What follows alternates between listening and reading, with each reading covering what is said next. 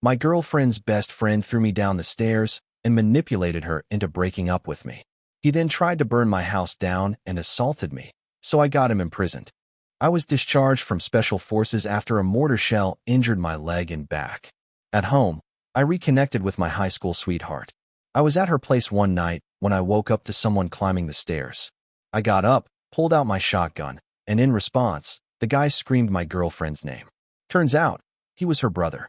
Well, he wasn't actually her brother, just a junkie who worked with her years ago, and she once gave him a cheeseburger to help his come down. He began pleading with her, saying he was evicted and needed a place to stay. Because this was her house, I had no say, and she agreed to house him. He was extremely disrespectful towards her during this time.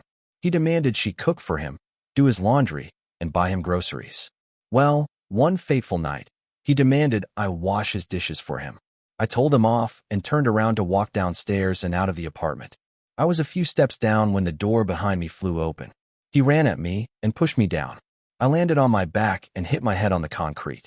He then jumped on top of me, and I fought back. I fought through, got on top of him, and then proceeded to start wailing blows on him. I honestly didn't care if I killed him. Someone had to die, and it wouldn't be me. But then my girlfriend saved his life. She heard the yelling that was happening downstairs, and she came running and found me on top, wailing down blows on him over and over. She screamed for me to get off, and I did. As soon as I did, his mouth started running. Sister, he threatened to kill me. He attacked me and threw me down the stairs because I asked him to bring back the PS3. I honestly thought she might believe him for a moment, but thankfully, she knew that was a lie. The neighbor's security camera outside backed that up. That morning, I took her to work. I took her 3-year-old daughter to daycare. One thing I need to mention is that my girlfriend had a 3-year-old daughter whose dad wasn't in the picture, and she was the sweetest and most adorable little girl ever. Anyway, after I took her to school, I went to work. I had to explain to my boss why I had bloody knuckles and why I was holding a cold pack to the back of my head.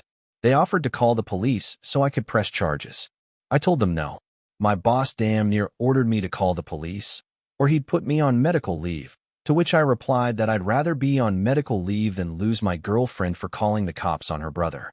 It was made clear to me under no uncertain terms that I am a particularly stupid kind of a-hole, and that it would come back to bite me in my butt someday.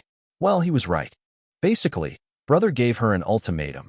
Either I leave and she dumped me, or he leaves and walks out of her and her daughter's life.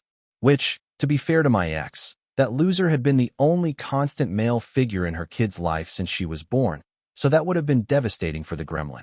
She wanted to spare her that kind of pain, and so that meant I got the axe. Honestly, I'd have rather taken an actual axe to the heart, because what I actually felt was way worse. It's one thing when you're saying goodbye to the woman you love, but to have to also say goodbye to a sobbing little kid you wanted so much in your heart to adopt, and make your own. I don't want to meet the man who can hold back the tears from that. That man scares me. I went back to my apartment. I put together a little box with the toys, keepsakes, and clothing items they'd left behind and waited for the right time to bring it by her work. I was a broken man, but that little creep, he wanted to kick me while I was down. He had mentioned a while ago he had friends who would kick my butt if they ever got the chance, and I always thought he was bluffing. Well, he wasn't bluffing. He did have some friends with rap sheets and bad intentions, and in the months that followed her and I breaking up, he put them to work. I woke up one morning to discover my car had been blocked up, the wheels taken off, and they had spray-painted stuff on my car after busting out my windows. While my insurance didn't cost me $2,500 in repairs. Police were called. A report was made. Surveillance footage was useless, though. Faces covered. They wore gloves, so no prints, and it's not like they're rolling out the CSI to collect hair follicles off the deck for auto vandalism. 2 weeks later, an attempted arson attack on my front door. Someone wearing a mask and a hoodie lit a Molotov cocktail and threw it at my front door's welcome mat. If it weren't for the apartment's fire sprinklers actually working, my apartment would have burnt down with me in it, because I wasn't jumping from the third-floor balcony. That was a more serious crime. Cops were very interested in solving it, but again, no usable prints, face covered for the camera, etc. Then, it was quiet for a month. My ex had reached out to me when she heard about the fire, and I told her I knew it was her brother, but I didn't have any proof.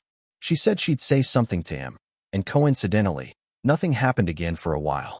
Until, I guess, cops came around asking to talk to him, because obviously, I gave them his name as a person of interest.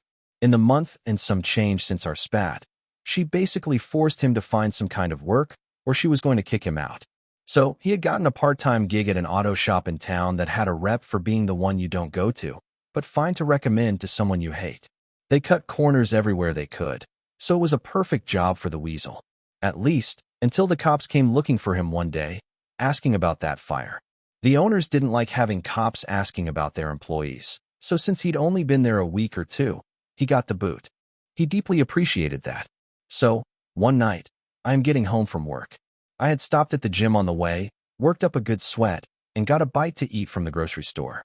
I pulled into my spot in my Enterprise rental as my car was still in the shop and walked towards my apartment real quick.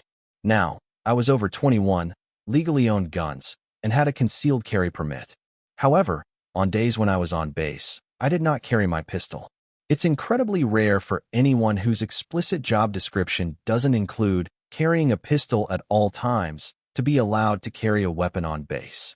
Since I'm not leaving a pistol in my car, and there weren't any places to securely store a weapon while I was working, I just opted to not take my gun with me. It's also why I did not have a pistol on me the morning brother jumped me. I was unarmed. I lived on the 3rd floor.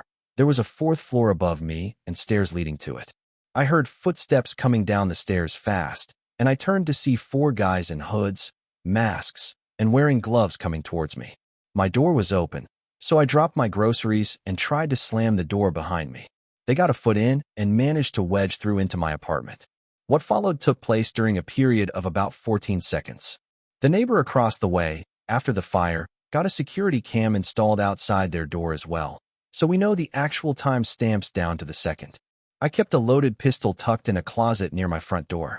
Irresponsible, I know, but I was younger and more naive than I am now. In the scuffle with the first guy who came through the door, I managed to reach my hand into the closet, find the gun, and push myself back in a way to give us several feet of space.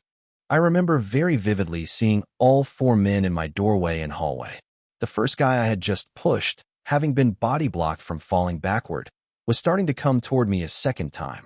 I raised my pistol, a SIG P226 chambered in .40 Smith & Wesson, and just as I heard one of them shout, "Gun!" I started lining up shots and pulling the trigger. There were no limb shots, no shooting to scare them. I didn't try to wing them. Body, head, as I had trained, as I had been taught. The first guy went down. The second guy caught 2 of the through-and-throughs from the first guy before I plugged him in the forehead. The third guy stopped dead in his tracks before catching for center mass. The fourth guy was halfway out the door before I emptied the rest of my magazine into him, through friend number 3 and whatever I could see and aim at.